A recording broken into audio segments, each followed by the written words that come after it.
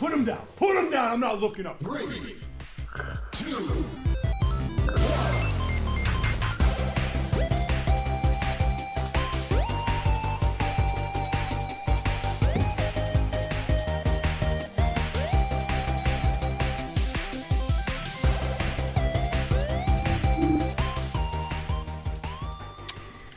Welcome back to the Agony of Positivity podcast. I am Ross, joined with me. Oh! I like to cut off with a different word that's not the correct word to stop talking each week, just for the attention check. For some reason, I know our intro music that we're using is... I don't think it's at all the same, but it reminds me of the Punch-Out music when Mac's running in the pink jumpsuit with Doc on the bike. Yeah. Like, it makes me have that feel. If we ever do a live-action, like, video intro, we're going to recreate that. I'll get the pink jumpsuit and run behind you on a bike. It won't be in front of New York, because I'm not going to New York, but... You're going to be that committed to it? I got a... Brandon Jacobs figure that we could probably force perspective to make it look like Brandon Jacobs is the size of the Statue of Liberty. Okay. So basically he'd be smaller than he is in real life. I found that the other day. I was like moving some stuff around and I was like, there's Brandon Jacobs. I haven't seen him in forever. And you're like, I used to be a football fan. I still think I am. I just don't have the investment to watch. I only care about Tom Brady getting his 10 rings so he can be the Mandarin. That's the only thing I really care about. What happens if Tom Brady does get the 10th ring? He puts all of them on at once, and literally something insane happens. Like, just magic energy starts swirling around him, and he accidentally starts vaporizing reporters because he can't control it yet. He starts cackling like, I got the power. Then we find out that he strategically won in certain years because the gemstones and things they were using were certain material. Oh, that'd be fantastic. Like a super elaborate incantation. If it weren't for the Giants, he would have reached his goal sooner. They were the only team that could stop him. That's what I'm saying. If Tom Brady's kryptonite didn't beat him twice, he'd be closer. Yep. Now he's going to be old and die without it. No, I don't feel that strongly about Tom Brady. He's at 6 right now, right? I really don't know. I want to say 6. So yeah, he would have 8 if it wasn't for Eli Manning. I mean, that's enough to not have one on the thumbs. So, I mean, I feel like 2 Super Bowl ring, Super Bowl ring is impressive, but I feel like 1 Super Bowl ring, you can just be on a team that's super good and they don't really need you. Whereas once you have 2 and up, there's no doubt that you contributed pretty heavily to that. Technically, he has probably how many he actually has, because you get a ring for participating. Because I cleaned a house long time ago for Cincinnati Bengals, and he had a Super Bowl ring from the 49ers era. Yeah, where they managed to lose to them and then make me cry. Yeah, because I was looking at it, he saw me looking at it, and he's like, "Oh, you wonder why I had the Super Bowl ring?" I was like, "Yeah." I was like, "I know the Bengals lost that." He's like, "Yep." So you get a Super Bowl ring for participating. I was like, "Oh." I mean, it's still a big deal to be in the Super Bowl. Like, it doesn't happen a lot, but although it would be funny to because I know the Bengals didn't promote that as a thing. Like, hey, come the Super Bowl loser ring presentation. Come see the second best team. Yeah, that seems like a Cleveland Browns kind of thing. Well, the Browns don't even have that, do they? What's that? I have no idea. The Browns are abused. My wife is primarily a Browns fan, and sorry. Yeah, it's rough for her. I like the Browns uniform. Brown and orange is sweet, as far as color scheme goes. Really? I think. I don't know. because of the red hair, I tend to look good in like earthy tones. So brown is a very good and strong color for me. Hold on. Yeah. I have to try to shut the door a little bit there. The dogs have realized that they've been abandoned.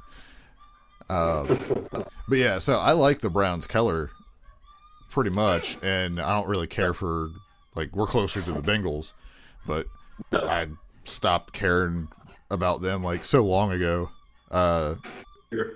Like, so it's like, I wish I had an AFC team to root for heavily, but I can barely root for one team, let alone pick up a secondary. Like, that's just madness. Unless it was like the Colts, because their colors are pretty close to the Giants, so people would just get confused. Yeah. But, so there was some story. I don't know what this would fall into, or if this is just good intro stuff. You were telling me something about somebody was wasting water, like bottled water at your work. So, my boss, his nephew started working this past week. And he's like 15 years old.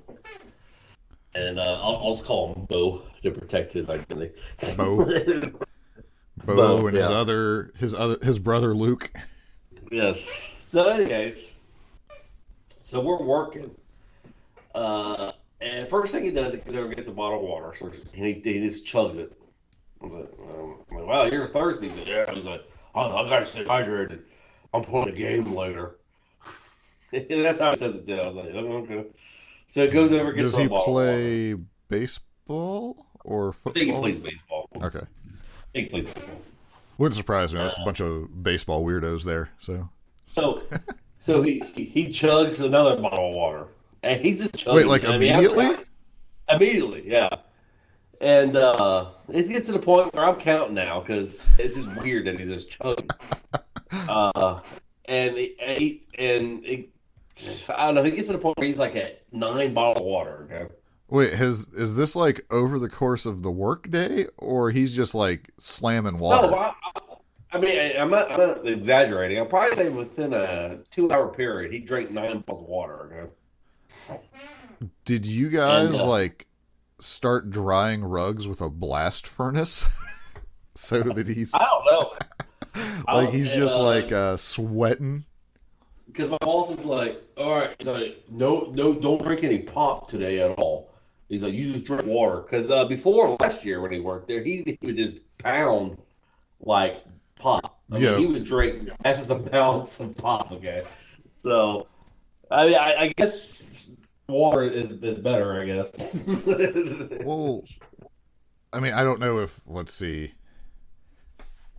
We'll continue. I'm going to look something up. I want to see how many 20-ounce bottles of whatever will be in a gallon. So at this point he's drinking 9. So we're cleaning rugs, okay, and he grabs a bottle of water, and this time he goes outside and starts spitting it on the ground. What? And I'm looking at him. I'm like, yeah, he's like trying to be a fountain, I guess. I don't know what he's trying to do. Triple H. So I'm sitting there, and he wastes the entire bottle, okay? By just spitting it on the ground. Then he goes back to the refrigerator and grabs another one, and he pours it on his head. And I watch him, and I'm just like, I just won't mess saying anything. So he wastes that entire bottle by dumping it on his head. He goes back to the refrigerator again and grabs another bottle of water, and this time he's spitting in the air like Triple H, okay? What? And I was like, Bo, what are you doing? He's like, what? I was like, why are you wasting water for? I'm not wasting it. I was like, yeah, you are. You're dumping it on your face, and now you're spitting it in the air like the wrestler Triple H. He's like, no, I'm staying hydrated. I was like, you're wasting water that we use to drink because it gets hot in there, and you're just wasting it. No, I'm drinking it. I was like, no, you're not. I watched you dump one on your head, and I'm watching you spit it on like you're a fountain or something, man. Well, the other thing is he's dumping it on his head, but there's literally a hose. That's what I told him. With water, like if you're that hot, I like, can't imagine being like, you know what, I'm kind of hot and sweaty. I'd rather be soaked with my clothing sticking to me. Well, that's what I told him. I was like, if you're that hot and you want to play in the water and not work, grab that water hose and go and have at it. If you want to play in the water. I was like, outside and just hose yourself down, man. Have a good old time with it. I was like, but you're wasting the water. And he just looks at me and he's like, oh, fun. But throughout the day, he continues to grab bottles of water and he's just chugging it. I'm thinking, man, do you have diabetes or something? Because isn't that a sign of diabetes? Yeah, like there's like a certain, I don't know exactly how that works, but so real quick, assuming those are the 20-ounce bottles, if it was a 20-ounce bottle of water, you need 7 of them, and that'll give you more than a gallon of water. Yeah. So, but those could. I stopped counting, but he had at least drank 15 bottles of water a day. Right. So if it's the 16.9 ounce bottles, which I think is more common, 7.5 bottles. Yeah. No, the thing is, the healthiest I've ever been, like when I was rock climbing and watching calories, or like times I've done like actual bodybuilding and like really dialed in my diet, even when I was burning like a ton of calories and aware of that, like a gallon of water a day is an awful lot. Yeah. So drinking 2 gallons in a day, like I don't know how active he is on the field. Yeah. But I also don't think you need to start hydrating at 7 in the morning for your evening game. Yeah, man. I'm just like, so like I said, he probably drank 15. I'm not counting the ones that he wasted on the ground by being Triple H and Stone Cold. At some point, did he take 2 and smash them? Dude, you could save one of those dozen empty bottles and fill it with tap water if you're just going to dump it on yourself. I told him, I was like, you're just going to dump it on yourself, man. Use a water hose or just go fill up the empty ones. Or jump in the pool back there. Might be kind of gross, but he's he's a reminder why I don't like teenagers. I mean, that's excessive. Yeah. And then my boss comes back. He's like, so how's Bo doing? I was like, well, he's developed gills apparently, but I was like, you're going to spend a fortune on bottles of water because my boss, he buys water for us. He don't have to do it, but he buys water and stocks it with the refrigerator because he knows it's hot in there. I was like, you're going to be spending a fortune in bottles of water, man. He's like, well, but Bo likes water. I was like, yeah, because he does. Likes water is like 1 an hour. Yeah. Addicted or has a problem is 7 in 2 hours. When the day just started, like I say, he would do the same thing with pop. I mean, he wouldn't pour it on himself. But I love feeling sticky, Saul. yes. Makes me feel like I've put in a day's work before it's even started. I mean, last year, man, he would just kill water. I was like, all right, man, not water pop. So, I mean, I guess he's doing it with water this time, but it's weird. I just don't know. I just kept on waiting. Time to play the game. Right. Just, you should have that for the next time you work with him. Have that dialed up. Yeah. So if he goes and you see him start, you can be like, "All right, let me know when you're going to spit, and I'll get it to the right part. I'll start flashing the flashlight on my phone." Yes. Have you ever tried to do the water spit thing like that? Yeah, I have. I don't understand how it works. It's impressive that Triple H is able to make his mouth a water faucet like that. Like, I can spit water straight up into the air, but I can't get like a fine mist like that. Yeah. Like, so where do you learn that you can do that? Is my question. Like, I just don't understand. The thing is, Triple H in the back, it's like, you know what? If I ever become really, really big, I'm just gonna spit water like a mist. It'd be awesome. Another question that goes with it is, so he can do like the find mist with water. He never did like a green mist. Yeah. Doesn't that seem like a waste to not at least one time pull that out? Oh, then you'd be copying that one guy in WCW. I forget his name. Muda? Muda. Yeah, great Muda. Because he would do that. So maybe he was a great Muda fan. And he's like, ooh, it'd be awesome. But Yeah, he learned it so that he could potentially do that. Yes. But then was like, I just don't want to steal that from the guy. Sure. I mean, I would be doing it. It didn't stop Tajiri. Or countless other people. I think Kishin Liger. There's Jushin Thunder Liger. And then there's undead version of him when you take the mask off. I think he does a black mist. Because I think black mist... Because Tajiri used black mist. I think black mist will blind you long term. Green mist is your working mist, where you're not really trying to hurt somebody.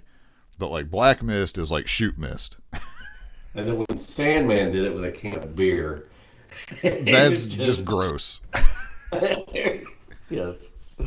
Even if it was a beer I like, I don't think I'd wouldn't want that. Yeah. So my week, I've done not a lot, fairly uneventful. So since we're halfway talking about wrestling, do you want to hop to Double or Nothing? Since that is over. All right. Well, we can talk about wrestling. So yeah. Yeah. Let's see here. We'll do this one. Well, I don't know what the hell's going on here, folks. Looks like he's just wearing blue pants. This is a revolution.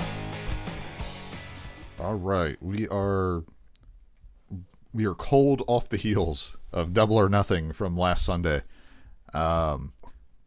Full crowd for the pay-per-view. Did you watch this from the buy-in, or did you just wait for the main show to start?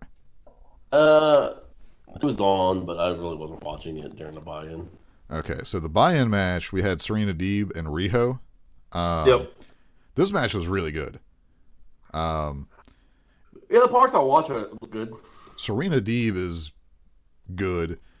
She's using the Woman of 1,000 Holds moniker, which I'm a fan of. And she was doing like little things in the match. What's that?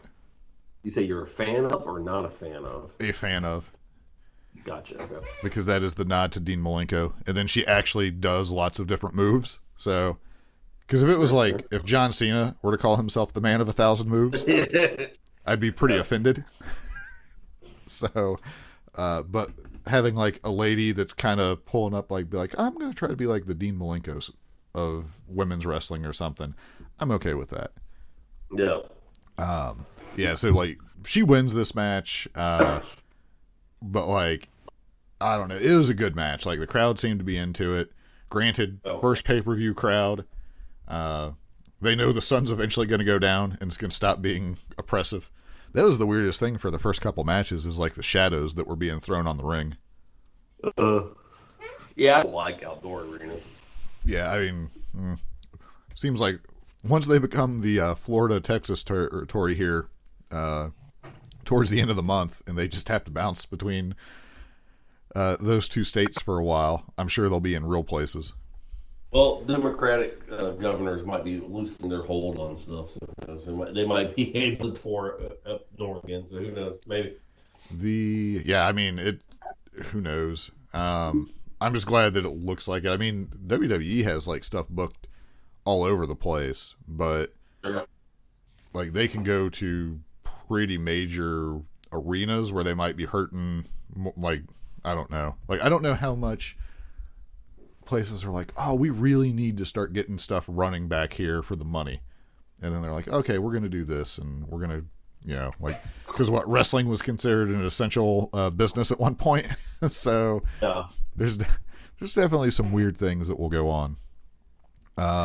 Let's see. So shows opens up. I think we kind of I don't think we predicted it, but like Hangman being in the opening match, I think isn't much of a surprise, right? Yeah, it makes sense. I mean, the crowd clearly into Hangman Page, so. Yep. So it looks like their investment in him has paid off. Yeah. Well, it was. I know try to like put him right into the like championship match right when AEW first started. I don't think we're really into him that much. Right. Well, I almost wonder if that wasn't like, because they were obviously going to go with Jericho to be the champion. Looking back, like you can kind of tell that was the plan no matter what. Sure. I wonder if they knew the crowd would be kind of not against Hangman, but they're not going to be invested in him, but they knew that they could have him lose and it would be fine, and it would kind of add to him. Like, I wonder if that was like, if it was planned, because the way they talked about Hangman even before AEW, like they had high aspirations for him. Yeah. Like, because I think the Bucks even said that he was going to be a big deal in multiple interviews and stuff like that. So, I mean, and they're smart enough to know, be like, oh, if we do it this way, the crowd's kind of going to reject that, and then, but it'll pay off later. So, Sure. I don't know. Yeah, this match, they just like kind of beat the crap out of each other. Mm-hmm.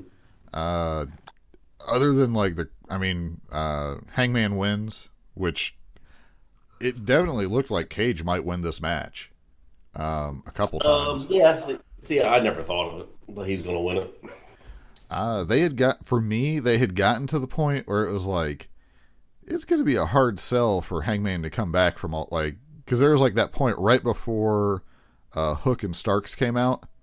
Yeah. Where I was just like, it's going to be hard for him to keep coming back and it be something that I can buy into.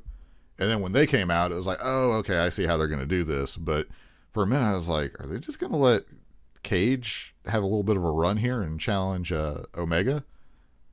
No. But I think eventually they will, but. Right. Yeah, it's not his time now, but yeah, so Hangman pulls it off. Them trying to trade each other's finishers was nice. Yeah. Well, I don't know. Does the F5 count as a finisher for Cage? Because he uses it, but it's not like Drill Claw is his primary finisher. Yeah. So I don't know, but they had some, like the second rope F5 was pretty crazy. Some people were debating if that was actually supposed to be like a flatliner. I was like, I don't. Well, he's cool. I didn't know this because I watched an interview with him. He's a big fan of Canyon? what's his name? What's his name? Canyon? Yeah. Well, yes, that's. I guess. Did you not follow Canyon enough to know the Who Betta was a Canyon thing? Yes, I did. Okay. But I couldn't think of his name. Yeah. Because I like Morton better than Canyon. The greatest Canyon ever, though, was when he came out and said, "Who isn't better than Canyon?" And then when the crowd reacted like normal, and he was like, "Huh? I tricked you all. It was a double negative or something like that." It was just really funny. But yeah, I guess Cage is a huge Canyon fan. It might have been Flatliner. So. I don't know. I'm going to go with F5 because you don't need to set them up in the fireman's carry. No. To do that. Like, I'm pretty sure that was supposed to be an F5. Maybe he'll get asked in an interview one day. Either way, so they're furthering the tension with Brian Cage. So I'm assuming he's going to break away from Team Taz in about 6 months from now. Because this is the second time where they've had issues. By the time we get to All Out, they'll be ready to have a fight. That'll be the event where they break up, finally. Yes. Maybe they'll bring in there's some released WWE talent that might be available for Team Taz. We'll get to that. Tag title match. Bucks and I guess Wild Thing as the team. Yes. If you paid close attention, you almost got to see Jon Moxley throw the very expensive shoes into the crowd and also almost leave them just laying somewhere until Kingston pointed out where they were to him. Yes. I think you said this. Eddie Kingston, man. The fans were treating him like Hulkamania, man. Yes. I could tell because, like, when Eddie Kingston talks, like, I pay attention. He's got an excellent promo. In ring, like, his offense isn't the most amazing, but it looks good. like it makes sense. And then when he sells like somebody who's had like a bad knee, a bad back, or whatever, and it makes it gives you, because Shawn Michaels always did this for me with the back when he first came back, where having had back issues, it was like, oh, he might really be hurt, but he's just trying to tough it out through the match. So it gives you that extra, like, I wonder if he's really hurt or not. The Young Bucks, what's his name? I think it's Matt. He always holds his neck. Yep. Now it might be real because he says his neck does like pop all the time when he moves. So some of it may be actually hurt. I mean, and he just goes with it, you know. Yeah. Well, he sold in New Japan. Like, I remember watching whatever Wrestle Kingdom it was forever ago, and then like some of the Ring of Honor stuff. He sold like a lower back for I think a year and a half.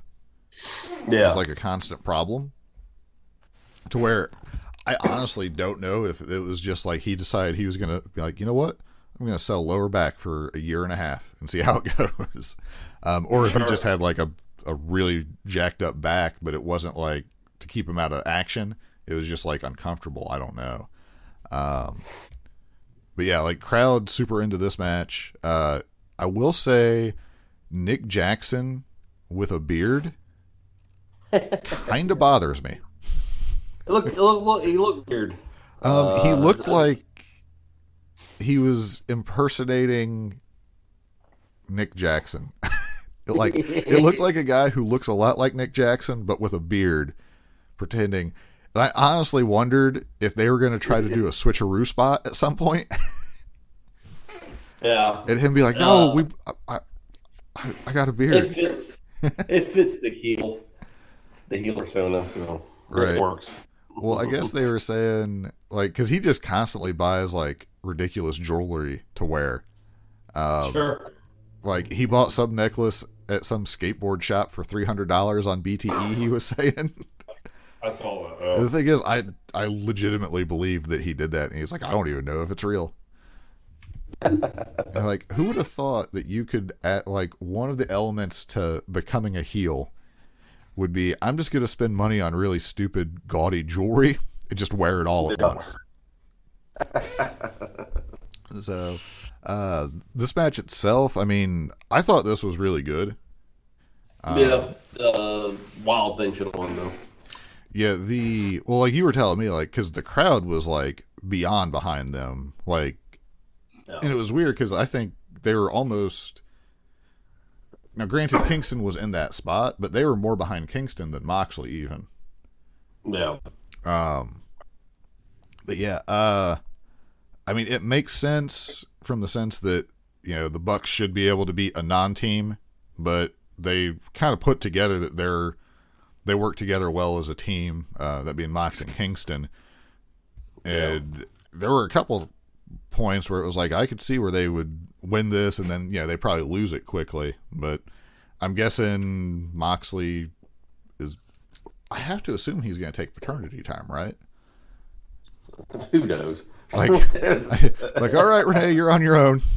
Good luck with those diapers. I got to go punch one of the Bucks in the face. I've written off John Moxley a bunch of times throughout this year. I was like, sure, he's going to take off for pretty soon.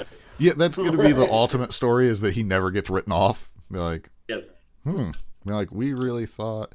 Now, granted, if his work week is literally one day a week, where he flies in, does the show, and then leaves. Sure. I mean, that's not completely, or every other week or something. Like, that's not completely unrealistic, I wouldn't think, to still being at home like 90% of the time. Whereas WWE, if you're like on the road 7 days a week, it's like, Renee, you got to toughen up. Yep. Like, it'll be fine. So I don't know. They did do where, so I was reading a discussion, someone on Reddit had put where early Undertaker had tombstoned Hulk Hogan. And then Hogan pretty much immediately just like full on no sells it, stands up, and goes into like the Hogan comeback thing. Yeah. Is the current day version of that.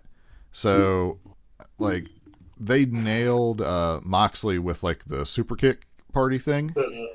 And then hit him, but like he kind of like sits up, like I wouldn't say it's a no sell, but it's like that adrenaline rush when you get injured kind of thing. Yeah. But he doesn't really do anything of it. Like it's kind of like what Kenny Omega did when they did the BTE trigger on him, the previous Revolution, where he kicked out, but he couldn't do anything except that, and then they just blasted him. Do you find that an okay thing where some of your big guys who have like the reputation as being tough, if like they get hit with a finisher and they're able to like kick out, but they can't really do anything else, like that, it took everything in them to do that, it gives you a brief moment of like, oh, and then you're like, oh yeah, they're done. Yeah, it kind of saves the guy as being a tough guy. So yeah, I have no problem.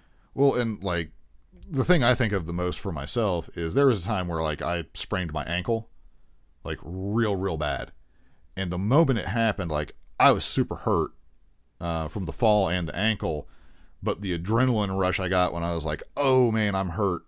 Like I was able to like move like I shouldn't have been able to for as bad as I was hurt.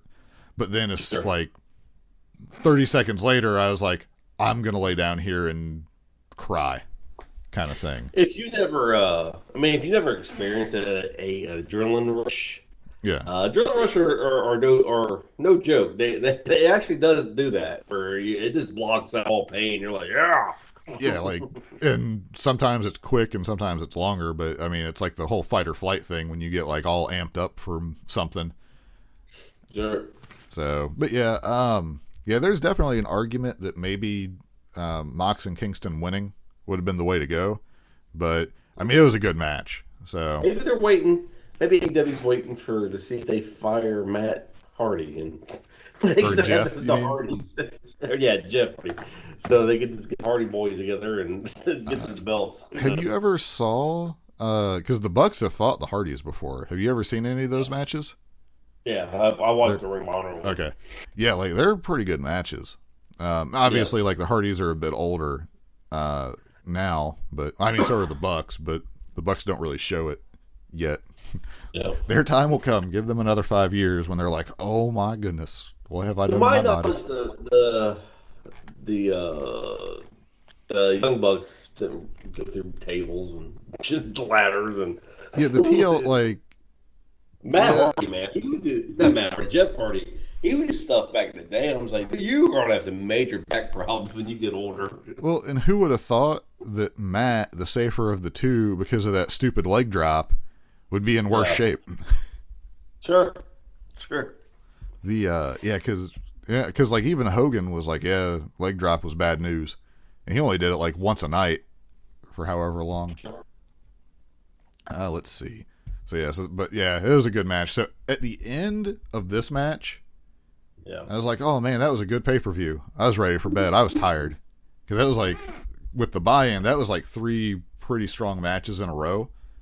Yeah, I was like, holy crap, there's still a whole lot to go. Like I was ready for. I would have been satisfied at the end of those 3 matches if they were just like, oh, time's up. See you next week.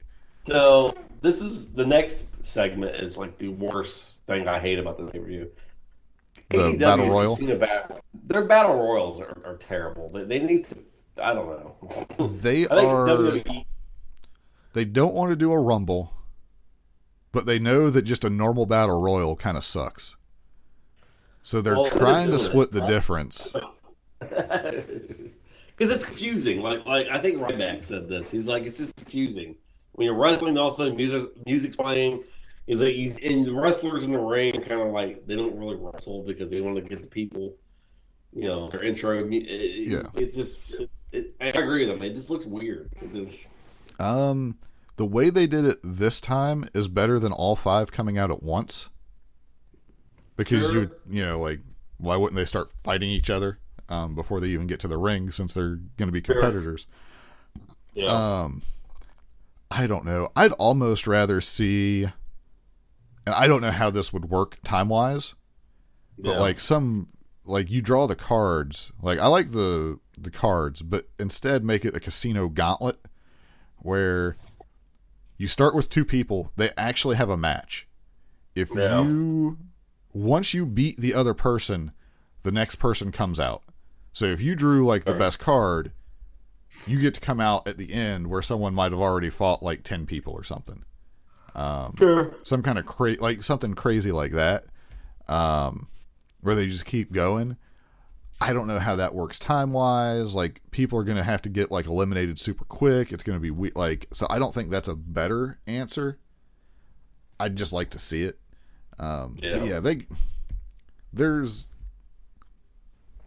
I don't know. They should just give up and go full on like every 30 seconds or something like, like a quicker time frame. Just do Royal Rumble. Yeah. Unless there's some weird super, I don't think you can copyright ring entrant timing like that. If it ain't broke, don't think. Yeah. Right. Yeah. There's got to be something better. Again, I give them the credit for wanting to try something a little bit different, but it just sucks. This was, I think, the best one that they've done. Sure. But that doesn't, it's like, well, that was the best bar of soap I've ever eaten. Like, what's it really saying? Sure. I did like where, and this is from reading through like the comments they have on it, or like Paul White was talking about how, I don't know if that was smart, where Caster came out and dissed everybody, because he was like, he just made himself a target to everybody in the ring. I don't know if that's what you want to be doing. Yes. All right, we'll flash for Leo Rush is your mystery guy. I don't know. It took me a minute to realize who he was. I recognized him pretty quickly. I really don't know, because he's had some weird stuff about him here and there. Well, I don't even know if it was true. I don't think he's officially signed. I think it's just like a handshake deal, so he can come and go as he pleases. Yeah, which is fine. I mean, he's good in the ring. He was excellent. I think, I'm not insane, right? He was Bobby Lashley's hype guy for a little bit. Was he? I'm pretty sure. I couldn't figure out if that's who it was. I think so. Yeah.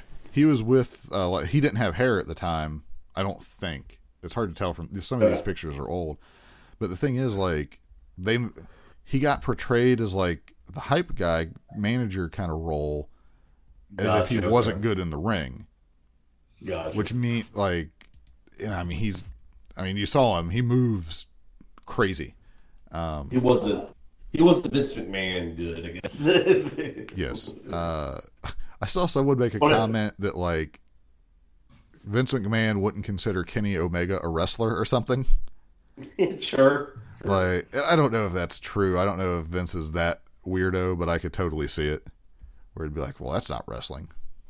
Well, what is it exactly? Vince McMahon is a classic person of, he has a certain style. He thinks that style works for him, which it has. I mean, you can argue with it. Right. He has a multi-million-dollar empire. Yeah. But it just, and he don't think you fit his style. He doesn't want anything to do with you. So. Right.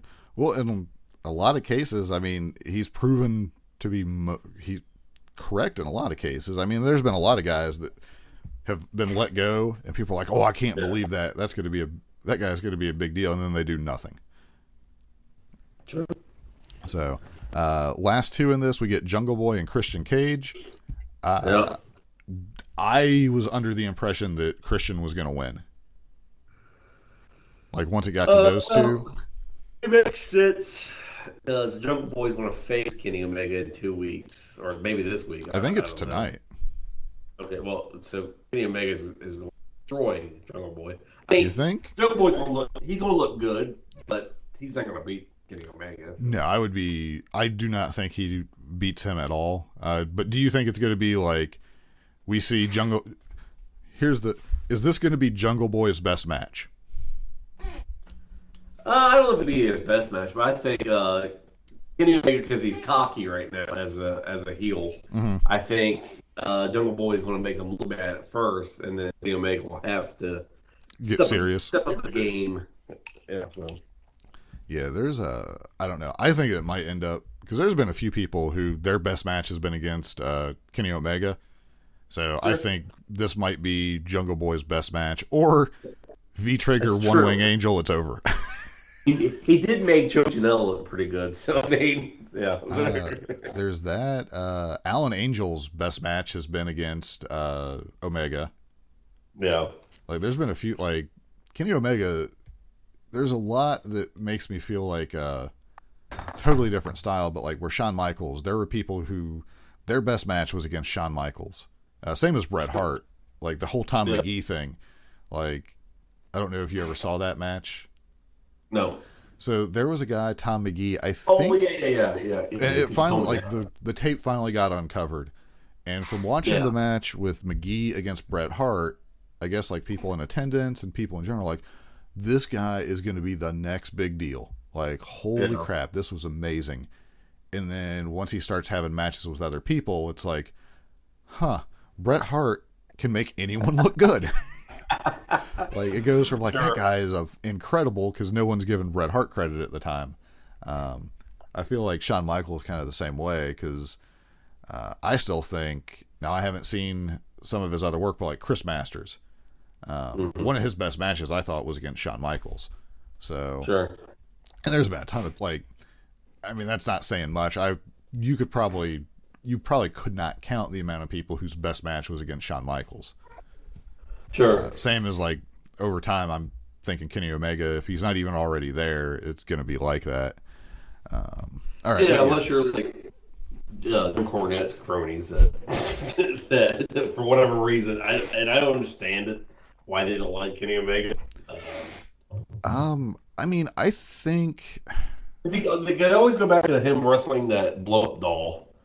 I'm thinking, whatever. I mean, there's so much goofy crap in wrestling. I mean, you want to discredit him for that? I mean, well, there's weird things you do, and I think some of the weirder stuff happened in, like, DDT, where weird stuff happens there. Like, Shikara, I'm not sure if that's the right pronunciation. They had some really weird stuff that happened there, match-wise. Like, I think Bryce Remsburg has refereed a match where he needed special glasses because it was two invisible people that he was reffing a match for. Bryce Remsburg guy, he refereed a match where a guy he had special powers to where if he could make music play and would make everyone start dancing. So I mean, look that up. I forget the guy's name, but he could make the music start playing and everyone would start dancing. Is that why? Was that guy in attendance the night that he was, like, swiveling his hips down on the mat for some reason? Who knows? But I mean, like you said, there's the goofy crap that happens all the time. I mean, Undertaker is, if you really look at it, is the goofiest character ever because he's a zombie basically. Zombie biker. I mean, yeah. Just go with it. I don't. Well, even from a style, because I think I'm probably more into the traditional style matches, but I still like the Young Bucks and Lucha Brothers are probably the prime example of that's just the most ridiculous style to me. However, it's still good, and the Bucks at least. Like, I'll still criticize the Lucha Brothers. Like, they no-sell like it's going out of business. Like it's an actual gimmick of theirs is to just no-sell. Penta being worse than Phoenix. The Bucks are pretty good at the selling part, but it's still, like, a compelling match to watch. And Kenny Omega's, like, style-wise is kind of different, but I just can't imagine being a fan of pro wrestling and not at least being like, oh, that was pretty good. Like, there's a story within the match, at least, whether you like the movesets or pacing, perhaps. But, I don't know. But, so we'll get that. Crowd was into it, though, for Jungle Boy winning. All right.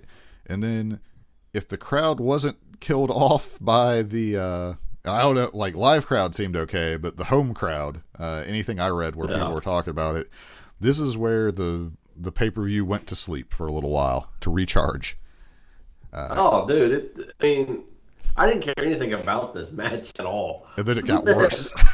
I felt bad for Cody. I'm just like, oh, God. I mean, they tried real hard to make this match be a story, Sure. and I think they overcomplicated it. Yeah. Like, they could have just had it be that Ogogo wanted to beat Cody to prove a point, and they could have probably just built it from there. But Yeah. they thought, and I think it's a fair thing to think, like, oh, we're going to do kind of like a foreigner thing, but kind of watered down a little bit, but I'm going to do the American Dream thing. It's going to be pretty good. And it just didn't work. I mean, it didn't even QT Marshall, man. The dude, I mean, he may be a good trainer, and I'm not trying to dog the guy for trying to do something that he loves to do, but he's boring. I don't care anything about the guy. Because I've been willing to give it a chance, but it is just not working for me. I don't know I saw what on they Twitter. need. I saw on Twitter, I think yesterday, he's like, one day people will realize how good I really was. Of all the people I trained and all the things I've done for wrestling, you're going to realize this is how good I was. I'm like, I guess. We're like, I hope so, because we're not realizing it in the moment. Yes. I mean, so I had got up and decided to make food while this match was on. So put it on my phone, had it propped up while I was cooking at the stove, and like halfway paid attention to it. The match itself looked like it was pretty good. Like from just like a wrestling match. If you didn't know any of the story and you were just like, oh, I'm just going to watch this match and see how it is. Sure. But I don't know. Like, I'm not like a Cody hater. Like, because apparently half the world hates Cody for some reason. No. But yeah, I don't know. Vertebreaker for the pin. I was horrified because that is like the scariest move ever. Yeah. And like the way he had Ogogo up, I was like, oh, he knows to tuck his chin like super hard, right? Please tell me he does. And then when he dropped, I was like, okay. And then I was like, oh, that's the end of the match. Crazy. Like, I don't think since Helms was using that move, it's finished anybody. But fortunately, that match was over. Unfortunately, poor Miro and Lance Archer had to follow that match. And it took, like 3/4 of the way through the match before the crowd seemed to get into it. Yes. And I mean, they just was like, all right, you're going to have to hit me in the face for real to try to get the crowd back into this thing. Yes. I thought their match was pretty good. I liked it. Highlight has to be when Miro, I believe the kids say, yeeted the snake bag all the way to the moon. Yes. Because I guess people on the internet, for whatever reason, thought that was a real snake. And then Tony Khan had said, oh, no, it wasn't real. I'm like, really? Did you really have to say that? Apparently. Like, what? These same people, man, show them what Earthquake did to a snake. Yes. Which also was not a real snake. I'm like, I have not seen Jake the Snake use a snake in AEW at all. He did it with Brandy. Did he? I think he put the snake on Brandy. Oh, yeah. Yeah, he did, yeah. During that whole thing. But, like... Well, the reason I forgot that is because Brandy was involved, and I kind of just avoid. She's a little snake bit as far as angles involving her. It lets me down because it says Jake the Snake came down to the ring carrying a. This is the phrasing on this is super weird. Jake the Snake Roberts came down to the ring, carrying a bag with a snake in it. That just seems like a weird way to word it. But then it says, Miro grabbed the bag and launched it towards the ramp. That's not what happened at all. Miro threw like a curveball at 90 miles an hour with a bag with a snake in it. Yes. Like, here's my bag with a lunch in it. I'm like, Yes. but yeah, unsurprising, I'd say Miro, game overs him, and that's it when he lost consciousness, that's fine. I mean, that if he's gonna lose, that's gonna be the best way to lose. Sure. I think, was it your idea to have like the double count, or not the double count out, but the time limit draw? Time limit draw, yeah. Yeah, I think that would have been do That that, and then maybe then Archer loses the next one. Like if it's a good enough match to warrant doing it again, let him like maybe something a little bit funny happens, because now Jake would have had a reason to actually get more involved, and then he causes like accidentally cost Archer or something. I don't know.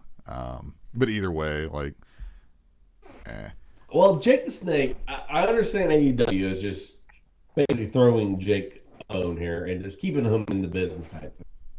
I just wish Jake the Snake would do more than just, I don't know, he looks like he wears goofy outfits and he just does goofy stuff. I don't think he really helps Lance. You know, he doesn't help Archer at all. at least not on screen.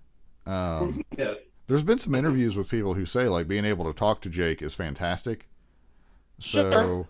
but we don't see that. I just wish he would do something. I mean, he just looks like a big galoop out there. Like, look at these terrible clothes I wear. Well, and big is correct, because like he's so big.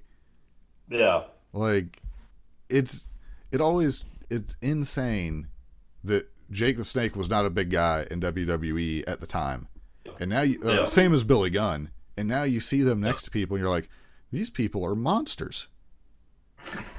I mean, some give me weird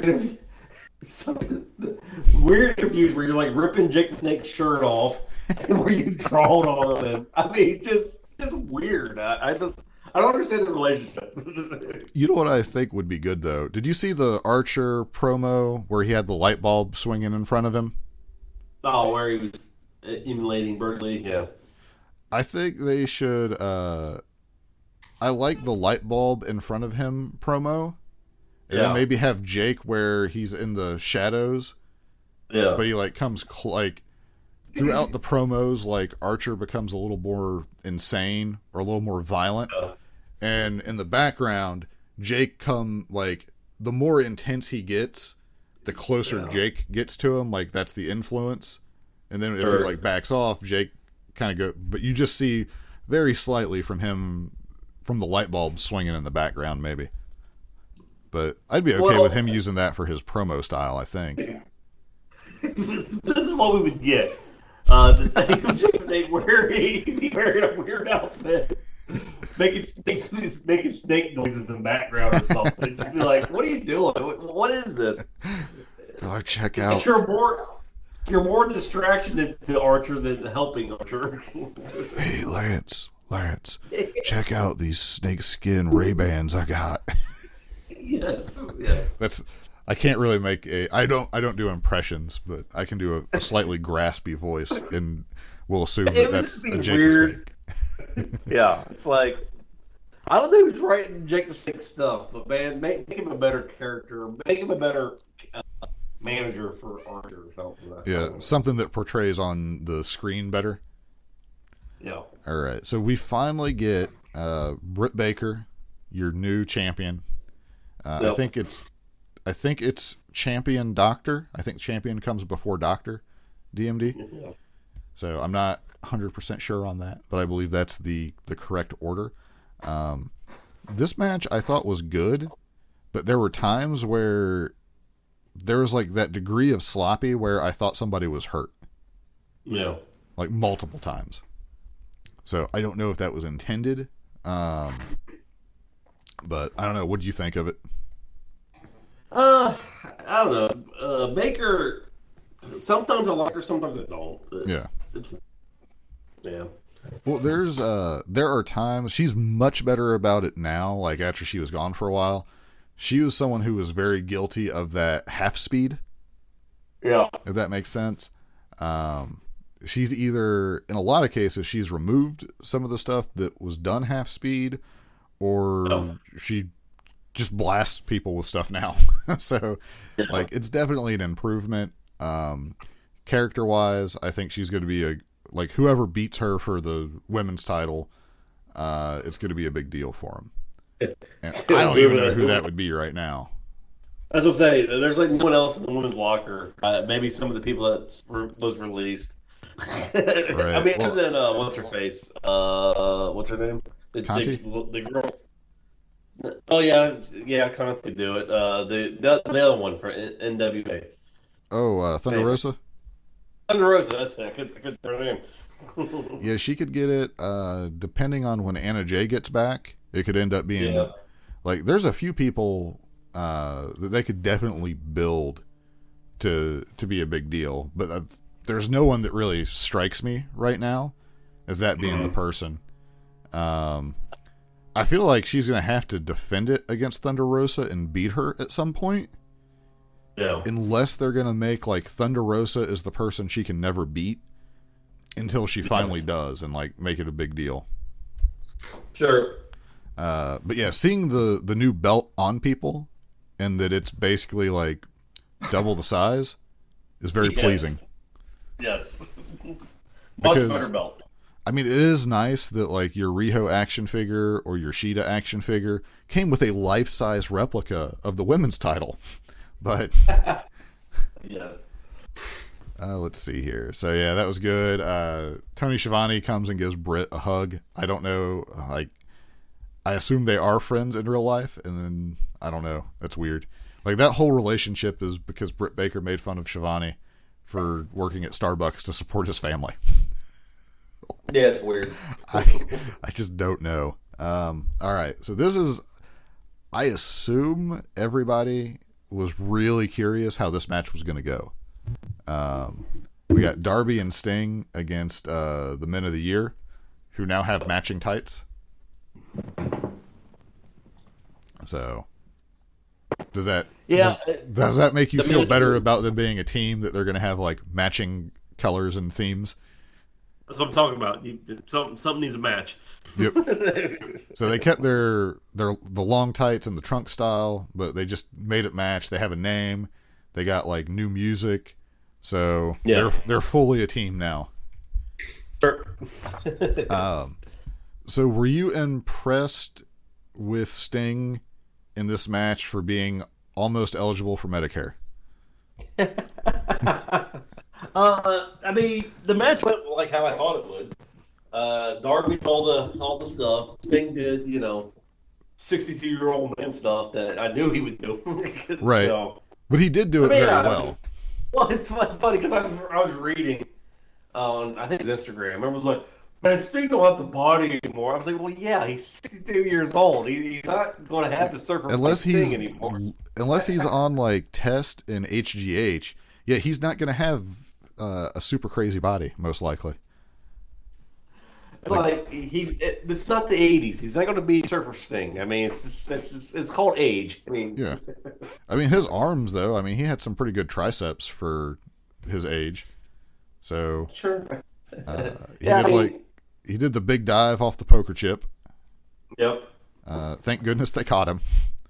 He took the suplex on the stage. Yes. I mean, no one did a turnbuckle bomb on him, which is smart. So I'm surprised they didn't tease that. Sure. There was I think, and I'm not alone in this, I think like one of my favorite spots was when Sting and Sky had the other guys in the deathlock, but they were face to face and they were like fighting each other while they were in the hold. And Darby was basically like, none of this is, I don't know exactly what she said, but you could tell, like, it was like, neither of you are on the legal man. This doesn't work. Stop. And I thought it was all right. I liked a little bit of the finish where Sky went to do the slingshot cutter and Sting countered with the Scorpion Death Drop. That was a really good way to get into it. It looked good. I don't think there's any surprise to Sting and Darby winning. No. Sting I took it as Sting was pretty much letting Darby shine. Because, I don't think Sting is. I think Sting knows that Darby's the future, not him. Yeah. So. Well, yeah, he, one, it's better for Darby to do everything because, again, Sting is kind of old. Yes. Not to be me. He moved good, though. Like, the Stinger splashes look good. He didn't look, super slow or anything like that to me. Yeah. So I think he probably outperformed what a lot of people were expecting out of it. He probably outperformed me, so I'll give him that. What's that? He probably could outperform me in a ring. So the experience, but yeah, they kept it real simple for what he was doing. Let him look good. He gets a win. Crowd was into it. Helps Darby out. yeah. Sky and Paige, not so much, but I don't think anyone's gonna be like, "Oh, I can't believe you got beat by Sting and Darby." It wasn't like Sting beat them in a handicap match, so. Exactly. All right. I don't think it hurts them. Yeah, if anything, that's a pretty high-profile feud to be in. You have one of the top guys and Sting that you're working with.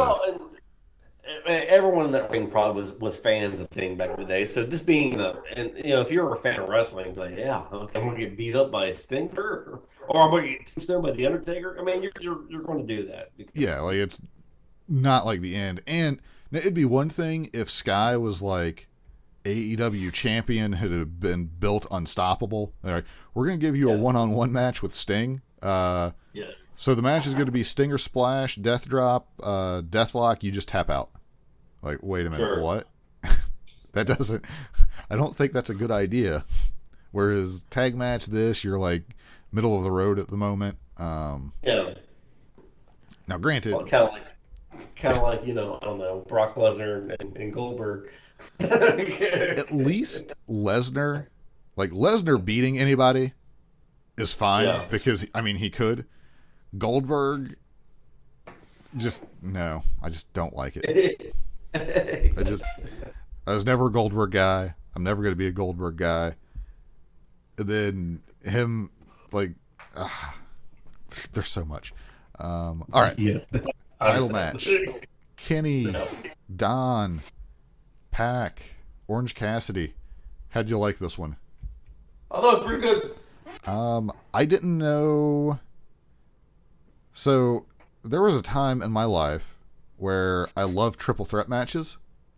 Yeah. And I think so, because that was basically like WWE was all that existed. So very rarely were tag teams featured. Sure. So your options were a singles match or a triple threat match. Those are the matches that I could feel invested in. Tag matches, even before it got as bad as it is now, you just kind of knew it's like they're not going to be behind the tag team division for very long. So you'd have one team and they'd just be fighting thrown together people. You didn't have long histories with tag teams. So now with AEW, where they're maybe to a fault committed to having teams and factions and stuff, but they actually make sense. I was not as interested in a triple threat match. So for AEW, I kind of just like to see solo matches or tag matches. But yeah, this match I thought ended up being really good. Yeah. I like the. I know I'm going to skip towards the end here, but I like Kenny using all the belts to hit people with. That was probably my favorite thing, and I hope that he wins more belts so that they can or I want a trios match with him and the Bucks, so they can use the tag belts as well. Maybe the Bucks get belt but that's possibly my favorite moment in pro wrestling since Roman got covered in dog food. I'm surprised more people have a problem with it. You're disrespecting the belt. You don't do that to the belt. Those belts must be made cheap if he kept getting up. Yes. I can see all kinds of complaints, but as soon as he hit with the one and then was asking for the other, I was like, oh, this is going to be fantastic, isn't it? Yep, it was. I think Orange Cassidy was worked into the match very well, like with his style. Like everything, like it felt like as much as a wrestling triple threat match can make sense, I felt like everything made sense. I mean, Kenny used pretty much every heel tactic you can possibly use. Yes. I'm pretty sure. And then he ended up with, didn't he do like the crucifix to get the win? Yes. I'm trying to see. Yeah, they just say he reversed it and scored the pin. But I think he did like a crucifix to get the pin, like after Cassidy was on him or whatever. But yeah, they had the moment where it looked like Cassidy was going to win, and they kind of screwed him over. That was one of those, I wonder if they threw that in there just to check the crowd reaction. Yeah, I mean, I don't think the crowd was all into Orange Cassidy being the champion. Right. I mean, he got some good reactions, but I think that, I think he'll have, there's a good chance that one day that will be for him, but not from right now. No. Oh, so Mark Henry has joined AEW as an analyst. Yeah. Kind of a surprise there. Yeah, that was kind of a wow moment. Because he's one of those guys you would expect to just always be in WWE. I am real curious how much the world has changed, where in the short time that AEW has existed, but like before that, like New Japan was getting a lot bigger. How many people who got into wrestling, like being in the WWE wasn't even a big deal to them anymore? Where at one point, like that was pretty much what everybody wanted. I wonder if that's like just diminished further and further. I mean, I don't know. I mean, you're still gonna get a lot of money, right? I mean, so if you're in it for money, right, money or fame, because I mean their reach is insane. But anyone who's just wanting to do like storylines and character work, like you're not gonna be happy there. Yeah, if you want to, but if you're in it for, like you said, money, making bad movies in Hollywood. I feel like you're attacking The Miz. Rock Cena. Right. So do you think, before we talk about like the Stadium Stampede, do you think the triple threat match could have been the main event, or do you think Stadium Stampede was the right call for the main event? I thought it was kind of yeah. No, I think it was the right call because he was fighting a bunch of no names. No names compared to Yeah, like if he had like. You know what I'm saying? Yeah, like Omega against Moxley probably would have been main event. Yeah, that's what I meant. I mean, something like that. Nothing against Pac or anything. But I mean, right. Yeah. No, he's very good, but yeah, he doesn't have. Now, honestly, that's an interesting question. So Omega Moxley could have been a main event over Stadium Stampede. Yeah. Is there anyone else not involved in the Stadium Stampede that Omega could have fought as a main event on this? Yeah, he's in the bottom part and the bottom dwellers fighting QT Marshall and everything. Yes. Well, yes, yeah. So Kenny and Cody. Yeah. Darby, I think. No. Crowd's in Darby. Yeah, I mean, I understand the crowd's in the Derby, but I wouldn't. You wouldn't think so? Not yet? Anyway, yeah. Okay. I was just kind of curious because it was an interesting thing. But yeah, there's not that solidified like main event, especially over everybody that was involved in Stadium Maybe Stampede. Matt Hardy, maybe. Christian, maybe. I mean, I think it'd be a really good match, but I think pretty much everyone, except for a very few people, they are not main event over Stadium Stampede. Sure. Speaking of which, so how do you like this one compared to last year's? I thought there was a lot of weird spots. I mean, I enjoyed it. Yeah. But Proud and Powerful and FTR fighting in a club. With Conan. Do they have a club? Do they have a club inside Jacksonville? I'm sure they do. Yeah, okay. Like, I have no problem believing that there is like that style of a bar in that stadium in Florida. I guess. I mean, they have I like, enjoyed it. you gotta figure like that stadium has like a pool and some other weird stuff. Sure. So a small nightclub inside there, not a problem for me to believe at all. Even if it's not there, I have no problem believing it. Sure. That hires apparently a Conan to be their DJ. I mean, he was in town. I'm sure Inner Circle has some pull, so they can get people hired. Conan took quite the pay cut, but for the most part, I enjoyed it. I would not have done what they did, scaling down from the damn sign. No. I could tell that. So the only rappelling that I've done was when I did rock climbing. It was like top rope, so you're anchored in, you basically go down. But not a single one of those guys looked the least bit comfortable. No. Like, body language did not tell me that anyone really... You know that was Jericho's idea. It could be. Well, on Sammy's vlog, he was, like, talking to a couple of the guys. And, like, I think he was talking to Ortiz. And he was like, oh, yeah, this is going to be awesome. And he was like, okay, man, the camera's off. He was like, oh, we're going to die. Or something to that effect. Well, of all of them, Haggard looked like the most uncomfortable of all of them. Because he's like, oh, God. I mean, the fear of heights is a very reasonable fear. Yes. So, yes.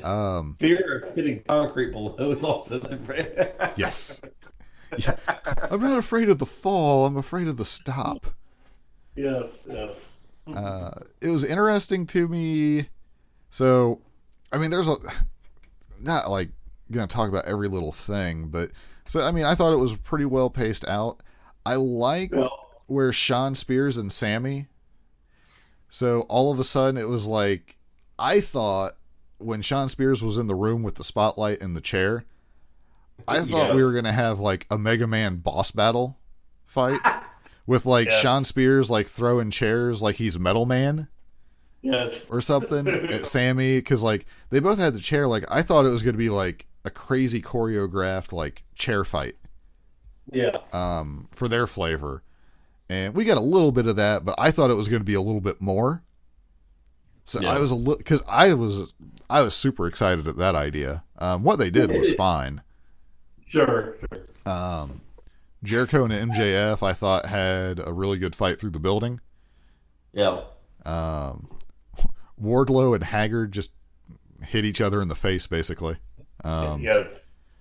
Wardlow getting an action figure eventually, which is interesting. Be like, guys had 4 matches and is going to get a figure. Sure.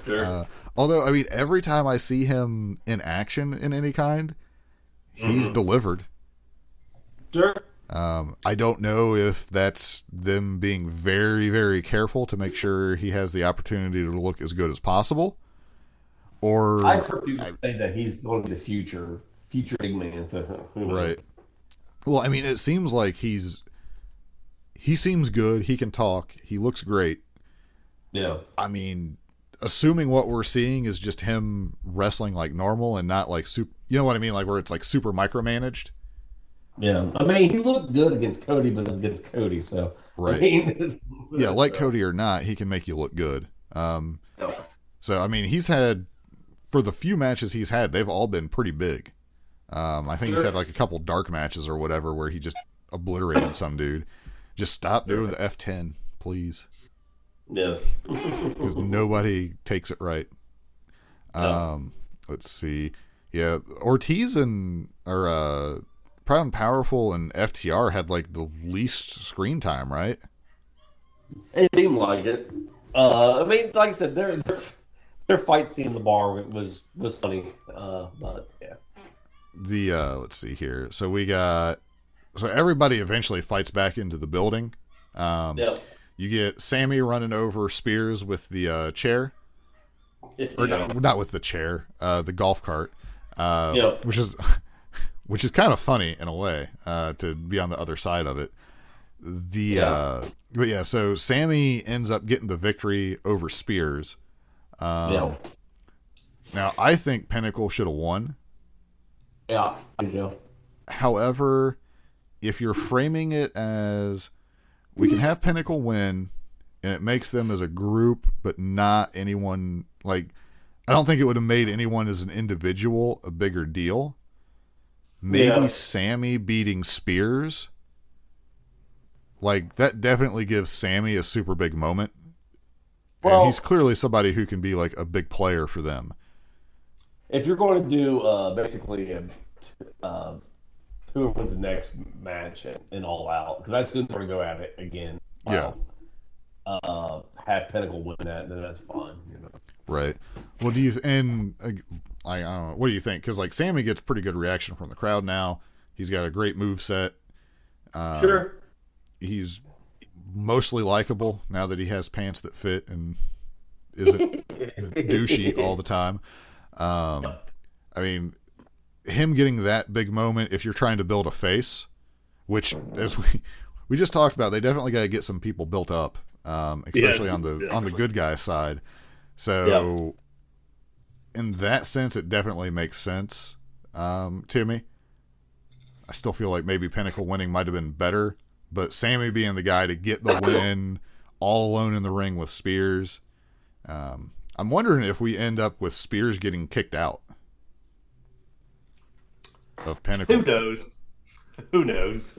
So that Spears' storyline of just what is going on can continue. Yes. It would surprise me because Spears, he's the most disappointing person. Because I tried to get behind him and he does some weird things. I'm like, okay, whatever. Yeah, I mean, it seems like, because I think you were the one who told me he had an interview where he just kind of wanted to do stuff. Like, Yeah. And so maybe he's just enjoying being able to be like, I want to do this story. Maybe that's the story he wants for his character is just failure.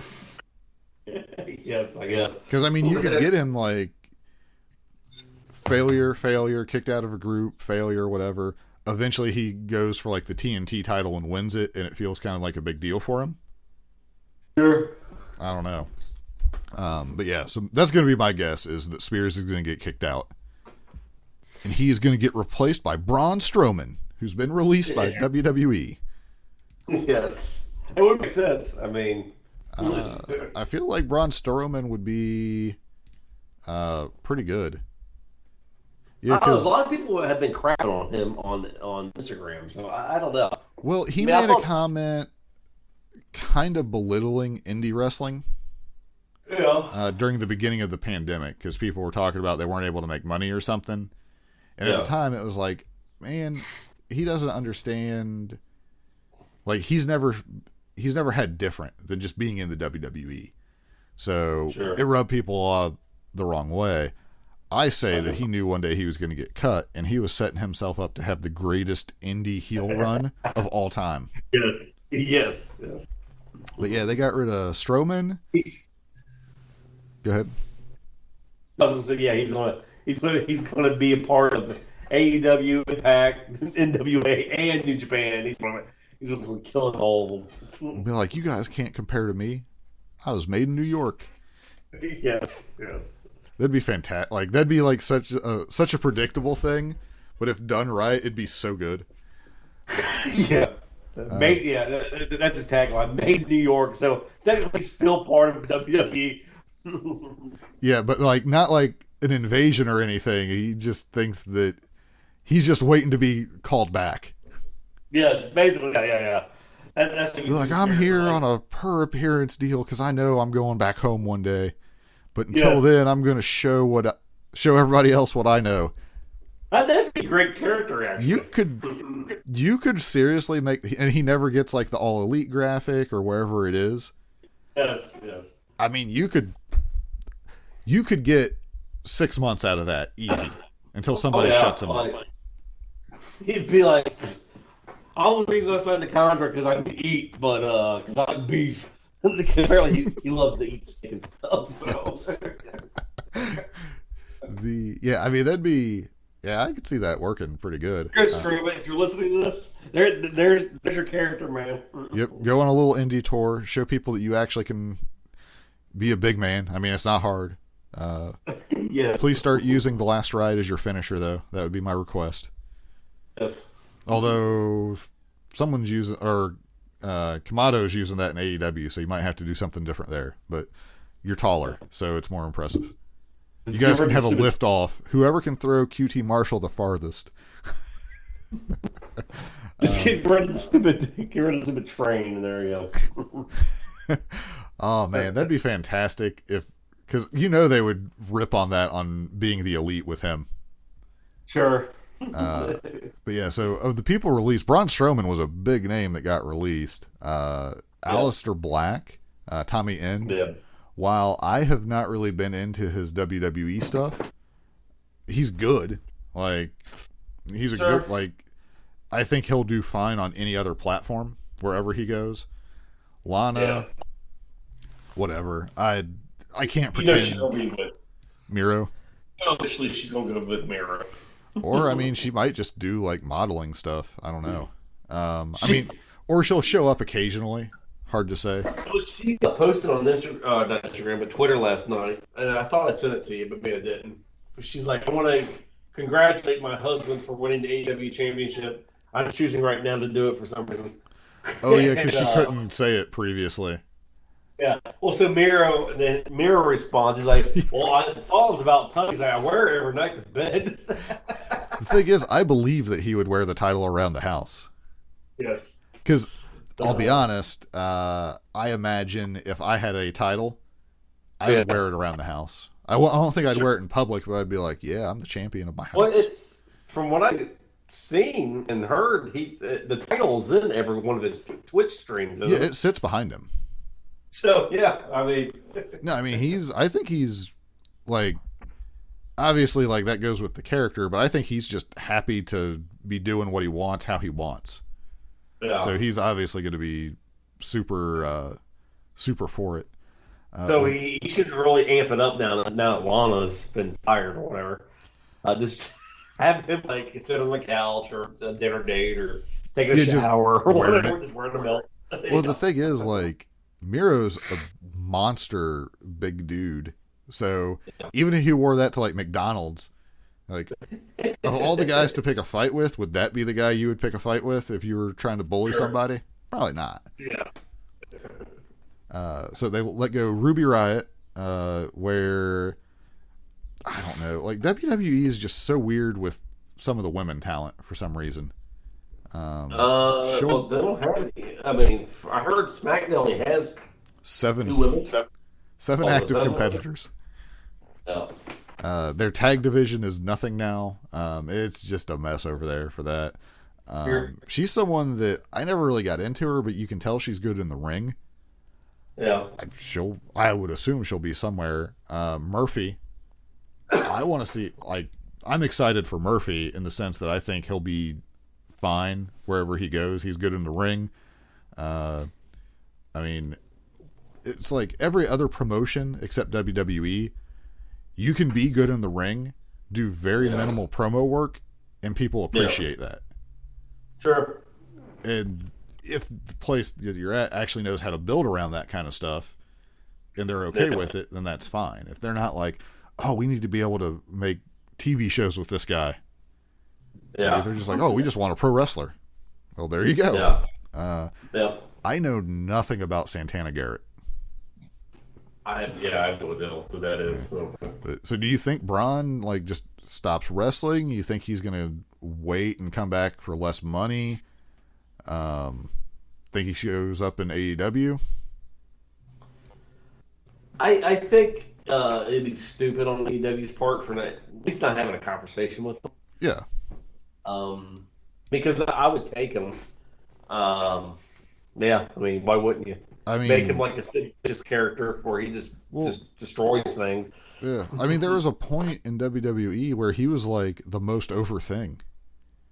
Here's how I would do it: have Archer abuse Jake the Snake for about a month, and have Jake the Snake bring Braun in. Strowman. Yeah, I mean, that'd be fine. I mean, he could have a lot of good matches there. Yeah. And I mean, eventually seeing him and like Will Hobbs just beat the tar out of each other. Yeah. Like, there's a lot of people he could just have matches with. I bet him and Omega would have a fantastic match. Sure. I mean, I can't see him going to Impact. I guess he could. I don't know. I'm making an assumption, but I think it's a fair one, is if it's true that he was cut because of the amount of money he was making, AEW's probably the only one Your best option that's going to pay him enough for him to consider it. Because I could see TBS and TNT be like, yeah, that guy was on USA. Let's get him on TV type thing, you know. I mean, he's impressive. Like, he's a big dude. Get rid of the stupid power slam, please. And then there you go. Maybe trim the beard a little bit. But then, I mean, you could definitely. I just can't imagine not having a place for a guy that size who actually is not bad at wrestling. It's sad that Brody Lee's not around anymore, because if Brody Lee was still around, 100% Braun Strowman would go. Yeah, man. Yeah, more and more, like, it's weird because, like, when, like, Eddie or some of the other wrestlers passed, it never felt like that huge of a deal to me. Yeah. Brody Lee, though, like, seeing, and it could be because we're in, like, that era where people do, like, you know, they have, like, the weekly YouTube shows and you get to see people backstage, or you hear more people, like, actually talk about it. So it might be more, like, you're more aware of it. But as far as, like, what, like, the amount of people that were just waiting to work for him, how things were going with him, it's super unfortunate. It's sad. But yeah, so Aleister Black, I don't know where any of these. I could see Ruby Riott going to AEW, just because they could use, like, the women's division is way better than it was a year ago. Sure. Holy moly! But I mean, it wouldn't hurt to get, like, another person who's capable in there. Yep. And then, who knows? And then, you think WWE's, like, looking to sell the business? Because there are people speculating that due to, like, the workplace cuts and the talent releases, that those are signs of a company looking to sell. I mean, it wouldn't surprise me, I guess. I'd be worried depending on who buys it. Well, yeah, because and it gets worse. Well, I don't know, because let's say it was Disney or NBC Universal. You're going to end up with a bunch of TV people. They put Zack Snyder in charge of the story writing. Yeah. Great. So everybody's the Undertaker or the Aleister Black character. Yeah. That is definitely what I want more of. Yes. Well, I mean, it's already been proven by the internet that if you're, like, a huge fan of wrestling, you should definitely not run a wrestling company ever, because it will not be successful in any way, shape, or form. It totally fails. So it's probably better having people who don't know anything about wrestling run the wrestling company.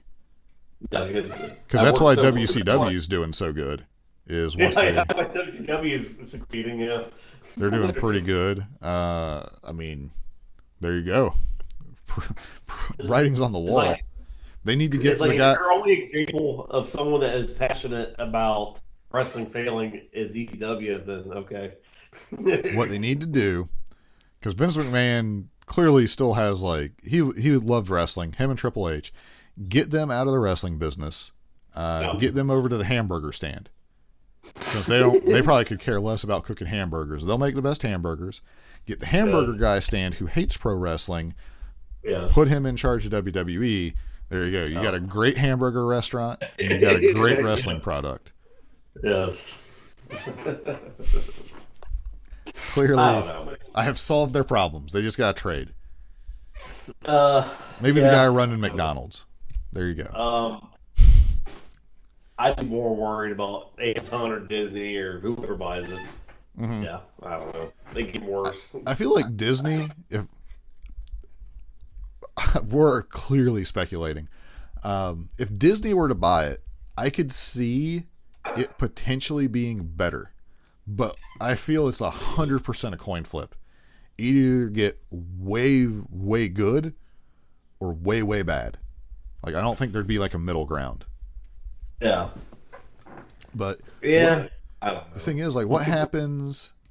So let's say NBC Universal or whatever buys it. Yeah. What happens to the Fox deal? Like, do they pull that because they don't want SmackDown on Fox? I have no idea. Can WWE legitimately split into 3 different businesses? You They have sell to sell the rights to Raw and that talent to one, sell SmackDown to the other, give NXT to Triple H. I mean, studios work together all the time. I mean, Yeah. we like to think they're at each other's throats, but I mean, because Fox owned Last Man Standing, and that was on the ABC forever, and that's Disney. So Right. I mean, This is turns out Disney bought Fox, but I mean, right. But both companies paid big money because they wanted live, ongoing, original content. Sure. So that's very different than like a produced TV show. Because it's live, you kind of like you feel forced to tune into it as it's happening. Sure. So I don't have no idea, but Anybody know this? Not a guy that owns a TV station. Don't know. yep. Yeah, and I mean, I don't think they would sell. Like, I just can't see that happening. But it's probably more they're just like cutting costs. If Braun was truly making like $2 million a year or something crazy, I could see why you would cut that. Sure. It's a lot of money. So, all right. Well, we're pretty long at this point. Yeah, you so want we just to call it. call wrap? I'd say we call it. I mean, we've been battling Yes. for like an hour and a half about wrestling. So Yes, but we came up with Strawn Broman's indie character. Strong Broman. Well, like, New York man. I love it. I'm gonna have, if nothing else, in my action figure federation, I'm gonna have somebody that's a WWE figure that's just waiting to be called home, and they're delusional. Yes. Yes. Oh no! You see, you wouldn't call him Strowman Braun. You just call him New York man. Like, you call him New York man.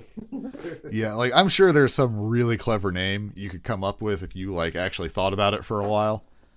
Oh man, that'd be so good. Again, I don't think it would be good for like 2 years, but for like a 6-month run, like Sure. debut at like 1 pay-per-view, go through like 2 pay-per-views with it. Oh, you could make that easy. He just comes in and he says, "You're welcome. You're welcome for me being here and making your TV pay-per-view so much better." I mean, people have done similar stuff, but I haven't seen it. Like, I'm thinking mainly AEW is where I'd be watching him. But man, oh, I'd love it. Yeah, sure. All right, everybody. We will be back next week. Unfortunately, they've decided to put Dynamite on at the end of the week, and we're recording on Friday, so we can't really do anything. I don't even know what's on Dynamite tonight, so we'll be back next week. Who knows? Maybe they'll be back to Wednesday, and we'll do a quick double. Yep. All right, here we go. Button is being pushed. Button push.